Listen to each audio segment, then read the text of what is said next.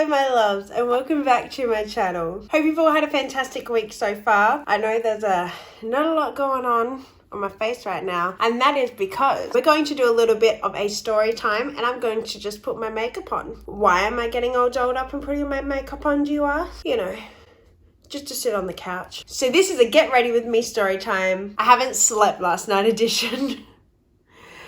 Oh, mum life.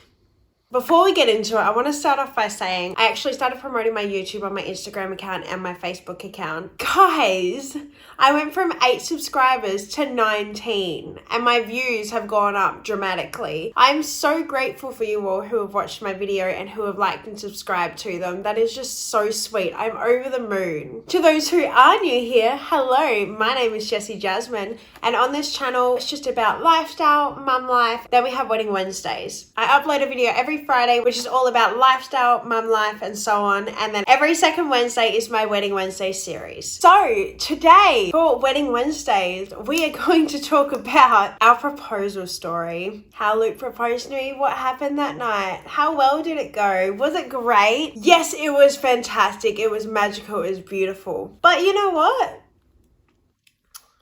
Stuff went down. I'm about to tell you what. I will link all the products I use down below, but I will say I honestly don't know what kind of brushes I'm using at the moment. I need to get some new ones. For all the other products that I use, I'll put them down in the description box below. I would like to start off by saying I will not be using real names for certain people. The person who did, I wouldn't say he didn't ruin our engagement night, but he definitely have left us with not the best memories of that part of it. I had 2 gigs that day. One was down in Victor Harbour at a youth street party, and that was at 5 o'clock to about 5:45. And then I had a gig at the Barrel Shed, which is in Goolwa, and that was about 20-ish minutes away. So obviously I had the youth one first, and then I had Barrel Shed second. It was definitely a bit of a rush, but we got there. We're gonna call the main character David. Huh, you thought we were the main character in this story?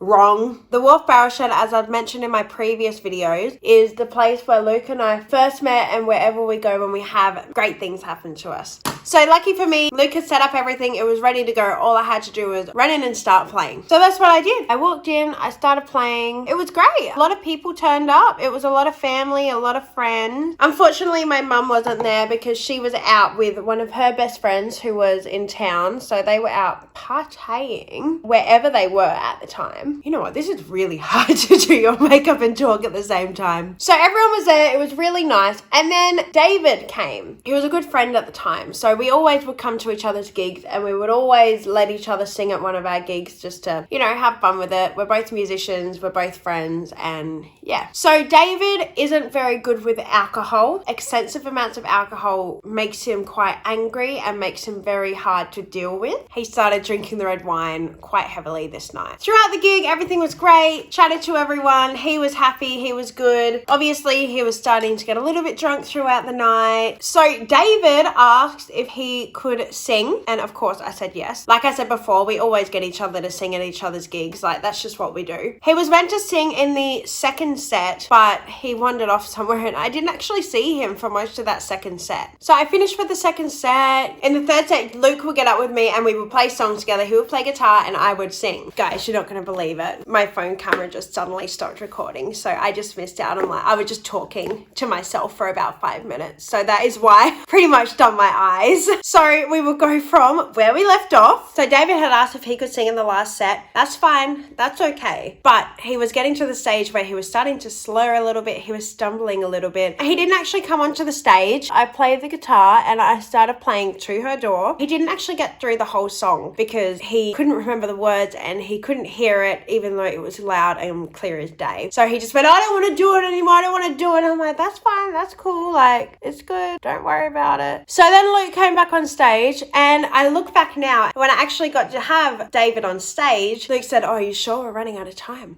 And I was like, oh, that's fine. Well, it's okay. We've got a little bit of time. And now looking back, he thought we were running out of time, that he wouldn't be able to do a little surprise at the end of the set. Luke came back on stage and grabbed the guitar off me. I always have the microphone in my hand when I sing. He asked if I could put it on the mic stand so we could both do a cute little duet. Now, I had no idea what he was trying to do because I was like, we have haven't practiced any duets, and you don't do that. Like, when have you gone all willy-nilly and decided, oh, you know, we'll just wing it, we'll just do it, like, it'll be fine? Surely he's practiced a little bit.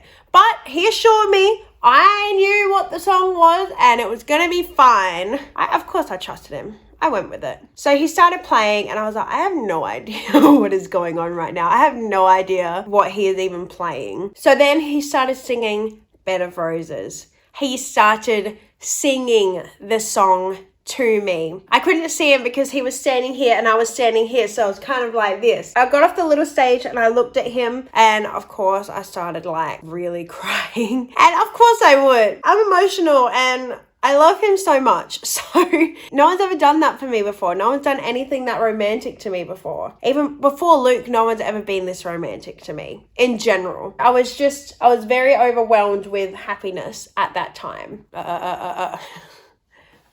Idiot. He did the first verse and the chorus, and then he got down on one knee and he asked if I would marry him, and of course I said yes. I was just overwhelmed with happiness and love. I couldn't believe that he did it. And it turns out that he had actually been going to his mum's house to practice the song and had the ring in the October, and he proposed to me in the March. So he had the ring for like 5 months. That's how can you keep it for that long?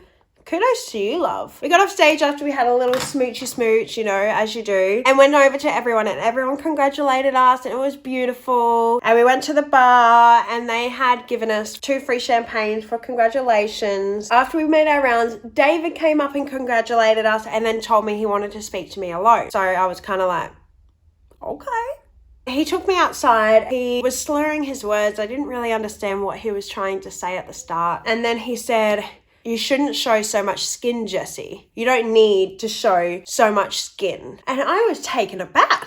I was like, what are you talking about? What you're wearing, you're showing too much skin. Now, keep in mind, I'm at work. I had a gig. I'm presentable. I was wearing a bodysuit singlet with a skirt and a long overshirt over the top of it. It annoyed me so much. So I began to tell him that he shouldn't be judging women for what they wear regardless if they're showing skin or not. He kind of agreed with me and stumbled like, oh yeah, no, I believe that women should walk around with their shirts off if they want to. Men can do it, blah, blah, blah, blah, blah. I'm like, okay, well, I'm glad we're on the same page, kind of, not really, but I'm just going to leave it at that so I can go back inside with my now fiance and actually be with him. So I went back inside. I quickly went to the bar to sort out my payments for the gig. David comes up behind me, lifts up my skirt and goes, it's too short. And I'm just like, are you kidding me right now? Get off me. The lady behind the bar was like, okay, David, look, that's enough. No more to drink. You cut off. And he kind of stormed away like, oh, fine, I don't want to drink anymore anyway. So that was that. So Luke and I were able to actually go and say hello to everyone again and talk to them a little bit more. And then we were done. We were ready to go home. We had been there for a little bit. The gig had finished at about 10. It was getting close to 11 o'clock. So we were ready to go. I had just done 2 gigs, so I was exhausted. And then, you know, the emotions. We still had some champagne left, so we decided to go take it to the bar and thank them again. We didn't know that David was behind us, but we went and put our drinks down. Before the lady at the bar could even grab our unfinished drink, David grabs Luke's almost full drink and downs it. Lady at the bar's like, that's it, David, you need to leave. That's enough. And he got cranky, like really, really cranky. He was walking towards the exit and he actually went up to my mother-in-law and called her a fat C, and then proceeded to call me a fat C. I could handle it. I knew he was drunk. It was, yeah, it's not a nice thing to hear, and no one should ever call anyone a fat C. Luke followed David outside so he wouldn't come back inside. I proceeded to follow Luke with David, and then suddenly he's getting like really aggressive now, and I said, look, I think you should go home, sleep it off, it's all good. And then he went like this and he went to hit me. He went to actually hit me, and I told him, I said, were you really going to hit me, David? And he said, effing right I am. And I'm just like, how are you How are you this person right now? This is not the David I know. Luke walked me back into the barrel shed. We locked the door and Luke stayed out there with David. And I could see that he was getting aggressive towards Luke as well. What happened was that he started going through weird emotions. He was like really upset and he kept apologizing for how he's been acting. And then he said, I'm so angry. I have so much rage built up in me. I could kill you right now.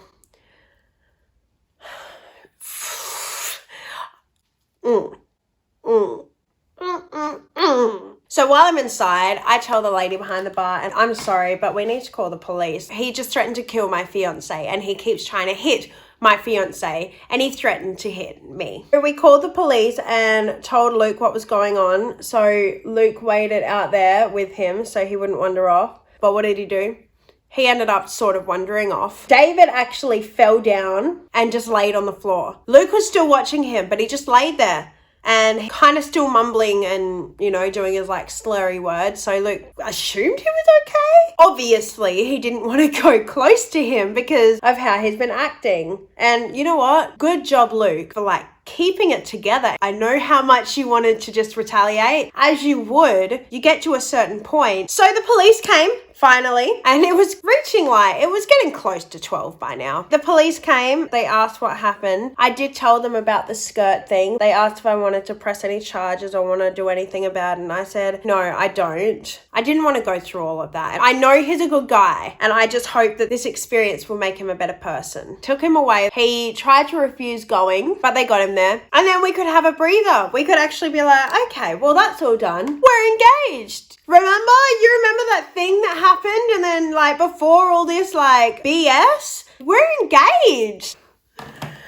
Oh. Anyway, that's what happened on the night of my proposal. It was a lot. And I wouldn't change anything, honestly. Like, I know that it was a horrible thing that happened towards the end, but I still wouldn't change it for the world. Forgot my eyebrows. I wonder if I can just do a little flickaroo and make them look decent enough. Look at that. Thank you so much for hanging out with me today. I hope you enjoyed the little story time and the get ready with me. It was so much harder than I thought it would be to do my makeup and talk, but we got there. Once again, thank you so much to everyone who is supporting me so far. I'm so happy. Every single subscriber, every single like, it means the absolute world to me. So that is it from me. Please like, subscribe, and click that little bell in the corner there to be notified whenever I make any new videos. I'll see you in my next video. Bye!